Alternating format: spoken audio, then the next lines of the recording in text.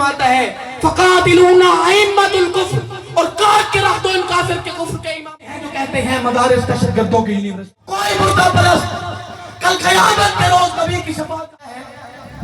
ना मैं शायर हूं ना अदीब हूं, ना मैं शायर हूं ना अदीब हूं, ना वजीर हूं ना मुशीर हूं, मैं तो रब के दर का फकीर हूं और खत्मे नबूवत का नकीब हूं। मलिक इदरीस नबूवत रूह ईमान, सुन ले मिर्ज़ाई शैतान बोल उठा। मैं अकाबरीन का, उलमा का, अहबाब का शुक्रगुजार हूं कि आज अल्हम्दुलिल्लाह ये प्रोग्राम मैं तकमील तक पहुंचा, और उसके बाद मैं मुहाफ़िज़ीन ख़त्म नबूवत को खारिज तहसीन पेश करता हूं कि जिन्होंने आज से 50 साल पहले इन मालूनों को पहचान कर इनको कादियानी करार दिलवा दिया था। वरना जरा सोचिए कि आज हम लोग फिक्रे मुआश में गुम हैं, आज हमें अपनी लड़ाइयों से फुर्सत नहीं मिलती। आज एक यहूदी लॉबी बन चुकी है जो रियासत पाकिस्तान के सियासी अकाबरीन उस लॉबी पर चल रहे हैं, जो कहते हैं इस्लाम सेज ओनली पीस। मैं कहता हूं इस्लाम अमन का दर्स वहां देता है जहां अमन का दर्स देना होता है, मगर जब बात खबी की खत्म नबूवत पर आ जाए तो फिर अल्लाह ताला कुरान में फरमाता है फकातिलूना अइम्मतुल कुफ्र, और काट के रख दो इन काफिर के कुफ्र के इमामों को। मैं बता देना चाहता हूं कि चाहे वो मौलाना मदूदी हो, चाहे वो पीर नसीरुद्दीन गिलानी हो, चाहे वो मौलाना अब्दुल सत्तार नियाजी हो, चाहे वो अल्लामा इहसान इलाही शहीद हो, चाहे वो अताउल्लाह शाह बुखारी हो, चाहे वो मुफ्ती महमूद हो, चाहे जुल्फकार अली भुट्टो हो, और चाहे शाह अहमद नूरानी हो, इन तमाम अकाबरीन को मैं खराज अकीदत पेश करता हूं कि जिन्होंने आज से 50 साल पहले ये बिल पास कर कर, ये कानून बनाकर 295C के कानून को बनाकर हम मुसलमानों को हिफाजत दी, हमारे खत्म नबूवत के कानून का तहफ़्फ़ुज़ किया। वरना सोचिए ये रियासत के अकाबरीन, ये अरबाब इख्तियार क्या इस काबिल है कि ये इनके साथ लड़ सकते?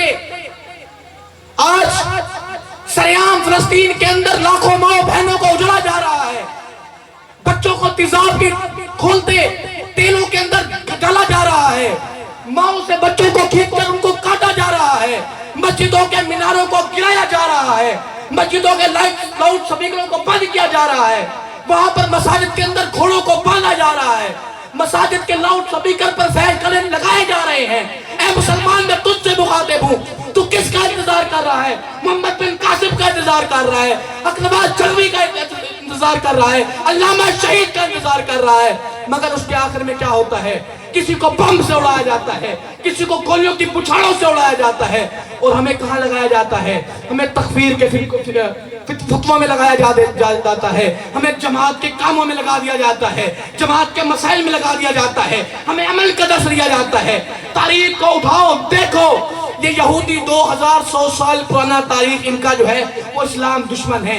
ये ना सिर्फ उम्मत के दुश्मन है बल्कि हजरत ज़करिया अलैहिस्सलाम को आरे के अंदर देकर काटने वाले भी यहूदी, और उसके अलावा नबियों को नाउज़ुबिल्लाह तख्ते-ए-दार पर लटकाने वाला भी यहूदी, और उनको खुदा का बेटा बना के पेश करने वाला फतवा भी यहूदी है। और अगर याद करें इससे बाद की तारीख में अब्दुल्ला बिन सबा कौन था जिसने हजरत उस्मान को शहीद करवाया? वो मालूम कौन था? वो यहूदी फितना था। अब आपका मयारे तरक्की क्या बन चुका है? स्कूलों का मयारे तरक्की क्या बन चुका है? वालिदैन का बच्चों के लिए मयारे तरक्की क्या बन चुका है? हमारा मयारे तरक्की बन चुका है तो अंग्रेज बन चुका है, हमारा मयारे तरक्की बन चुकी है तो अंग्रेजी। वो लोग झूठे हैं जो कहते हैं मदारिस दहशतगर्दों की यूनिवर्सिटियां हैं। मैं कहता हूं ये ऑक्सफोर्ड यूनिवर्सिटियां हो, ये पंजाब की यूनिवर्सिटी हो, ये पाकिस्तान की तमाम यूनिवर्सिटियां जहां जींस पहनने पर पाबंदी नहीं लगाई गई, जहां हिजाब पर पाबंदी लगा दी गई है। जामे वाला, आज मैं उस कानून को दोबारा ललकार के कह रहा हूं, मैं उस कानून को ललकार के कह रहा हूं कि सीपीओ फैसलाबाद लिखता है कि लेडी कांस्टेबल जो है ना वो हिजाब पहनेगी ना वो मास्क लगाएंगी। आपने कौम की बेटी को इतना जलील कर दिया, 30,000 रुपए की खातिर आपने हिजाब उतरवा दिए, आपने 15,000 तनख्वाह के लिए मेट्रो बसों के आगे औरतों को ठहरा दिया। आपने चंद टकों के लिए हमारी माँ बहनों को बसों के हॉस्टस बना दिया, और आप कह रहे हैं कि हम औरतों को हकूक दे रहे हैं।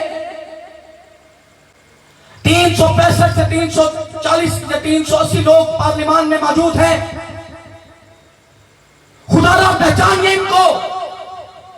ये कौन लोग हैं जो सरेआम एसी के रूमों के अंदर बैठकर मुबारक सानी का फैसला लिख देते हैं।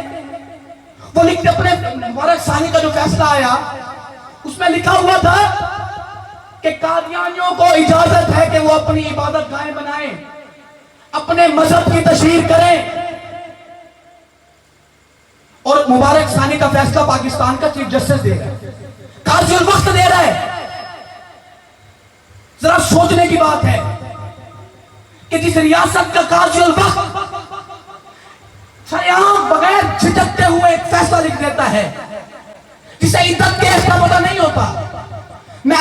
मैं तो हैरान हूं कि पाकिस्तान के अंदर, इस्लामी जमहूरिया पाकिस्तान के अंदर एक औरत जेल के अंदर है और वो कह रही है कि ये मेरा जाती मामला है। उलमा मौजूद हैं, उनकी शागिर्दी में अपने नाक़िस इल्म के मुताबिक मैं बताता हूं कि मेरे ख्याल के अंदर इद्दत के मामले के अंदर औरत की बात मुतबदल होती है। मगर 1 साल हो चुका है, एक सियासी इख्तिलाफ के ऊपर कैदोबंद कर दी गई, वर्कर्स को गिरफ्तार किया जा रहा है और आपका काजुल वक्त चुप बैठा है। मैं ललकार रहा हूं कि खुदारा इस निजाम को निजाम मुस्तफा में तब्दील करो। इस निजाम को निजाम मुस्तफा में तब्दील नहीं करोगे तो फिर गुलाम अहमद कादियानी कैसे पैदा होंगे? जब तक तुम लोग इनके हवारी बनोगे, जब तक इनको अपनी नसीबों पर बिठाओगे, अपनी दफ्तर दोगे। हाँ, मैं बलीपुर के एमएलए की बात कर रहा हूं, तो पाकिस्तान के तमाम एमएलए की बात कर रहा हूं जो इस वक्त पार्लियामान के अंदर है। क्या उनको नहीं मालूम कि उनके सामने ये कानून पास होता है? क्या बोलते मुझे बहरे हैं? उनके सामने ये कानून जब पास होता है वो क्या कर रहे होते हैं? अलीपुर के 12 लाख लोगों ने एक सबको सफेद पृथ्वी पर आपको पार्लियामान में पहुंचाया ताकि आप खत्म नबूवत पर पहरा दे सके, मगर आप लोग खत्म नबूवत पर डाका मार दिया। कोई मुर्दा परस्त कल क़यामत के रोज नबी की शफाअत का हकदार नहीं हो सकता। होंगे तो इंशाल्लाह हम होंगे। ये तो डाकू है। खैर, खत्म नबूवत का जो मामला है, टेक्निकली मैं आपको एक बात समझाता हूं, उसके बाद मेरी तकरीर इख्तिताम होगा। मैं मुकर्रर नहीं हूं, वो मुझे शेर याद आया है। ना मैं शायर हूं ना अदीब हूं, ना मैं शायर हूं ना अदीब हूं, ना वजीर हूं ना मुशीर हूं, मैं तो रब के दर का फकीर हूं और खत्म नबूवत का नगीब हूं। कि खत्म नबूवत पर डाका कैसे पड़ता है, ये एक अहम बात है आज की महफिल की जो बताना चाहता हूं। तकरीर का मकसद अपनी सलाहियत को लुहा मनवाना या अपनी तकरीर सलाहियत का लुहा मनवाना नहीं होता। तकरीर का मकसद कोई बात समझाना होता है। अब मैं आपको टेक्निकल बात बताता हूं कि खत्म नबूवत को एक घर तस्वर करें, इसमें डाका कैसे पड़ता है।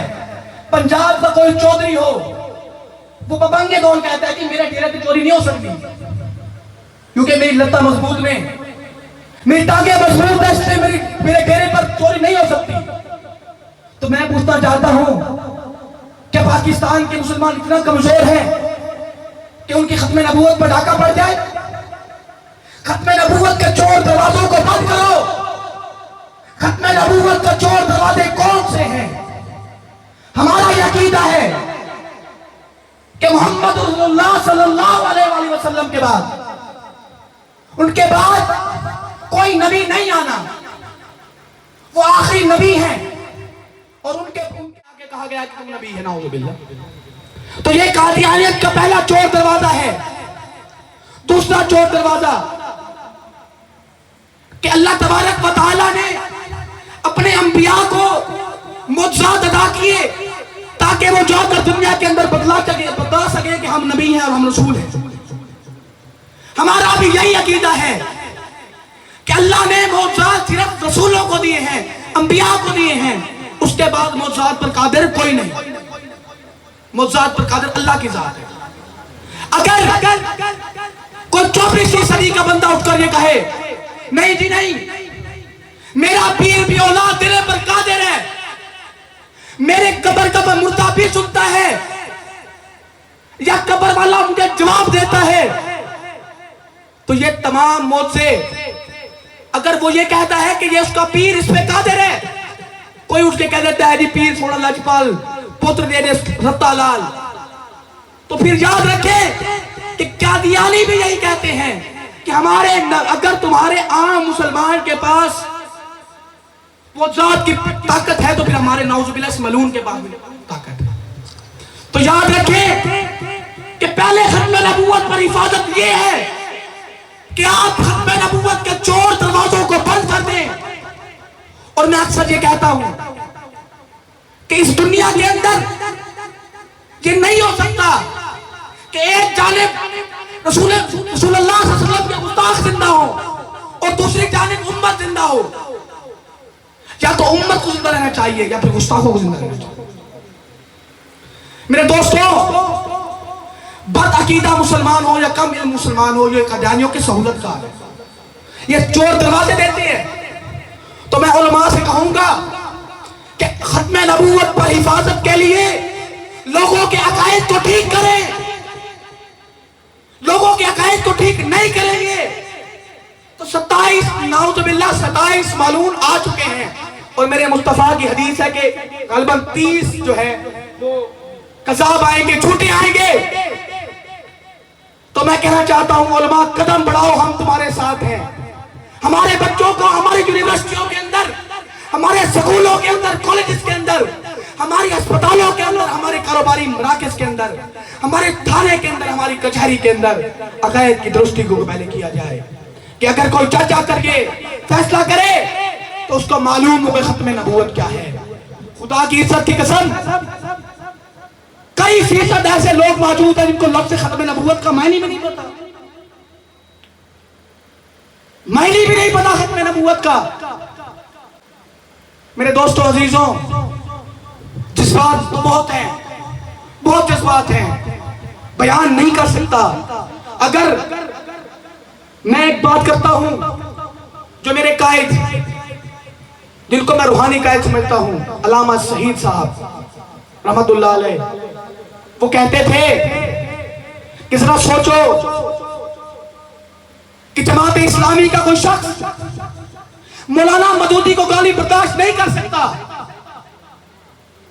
बरेलवी मस्जिद से ताल्लुक रखने वाला कोई मौलाना नूरानी को गाली बर्दाश्त नहीं कर सकता, अहले हदीस मकतब फिक्र का कोई शख्स अल्लामा शहीद हबीबुल्लाह यज़दानी को गाली बर्दाश्त नहीं कर सकता, देवबंद मसलक का कोई शख्स मुफ्ती महमूद को गाली बर्दाश्त नहीं कर सकता। तो सोचो कि हम तो इस तर्ज के मुसलमान हैं जो अपने वक्ती अकाबिर को इज्जत इतनी करते हैं कि उसकी गाली बर्दाश्त नहीं कर सकते। तो मुझे बतलाओ कि हम मुस्तफा सल्लल्लाहु अलैहि वसल्लम की जात में गुस्ताखी किस तरह बर्दाश्त कर सकते हैं? जो अकाबिर की गुस्ताखी बर्दाश्त नहीं कर सकते, वो नबी मुकर्रम की गुस्ताखी किस तरह बर्दाश्त कर लेते हैं? वो सिद्दीक़ अकबर की गुस्ताखी किस तरह बर्दाश्त कर लेते हैं? वो उमर फारूक की गुस्ताखी किस तरह बर्दाश्त कर लेते हैं? वो उस्मान गनी की गुस्ताखी किस तरह बर्दाश्त कर लेते हैं? वो अली अल मुर्तज़ा की गुस्ताखी किस तरह बर्दाश्त कर लेते हैं? हज़रत माविया की गुस्ताखी किस तरह बर्दाश्त कर लेते हैं? जब नबी की, जब आम अकाबिर की गुस्ताखी हम बर्दाश्त नहीं कर सकते तो यकीनन हम अपने नबी की गुस्ताखी बर्दाश्त नहीं कर सकते। मेरे अजीज दोस्तों, वक्त की किल्लत को पेश नजर रखते हुए मैं आपको आखिरी नसीहत कर जाता हूं कि देखिए ये कादियानी जो है वो किस तरह आप में घुसते हैं। एक टेक्निकल बात है कि पंजाब के अजला जो हैं, मज़ाफ़ात हैं, फैसलाबाद, गुजरांवाला, इनके जो मज़ाफ़ात हैं, शहर नहीं देहात, मज़ाफ़ात, और बेखसूस जनूबी पंजाब की पट्टी, अंदरूने सिंध की पट्टी, या बलोचिस्तान की पट्टी, या KPK के जो गैर इलाके गैर हैं उनकी पट्टी, वहां पे फिक्र मुआश ज्यादा है। लोग गरीब हैं, आम हैं, मजदूर हैं, दिहाड़ीदार हैं, वो अपने मसाइल से दो चार होते हैं। ये मालूम क्या करते हैं?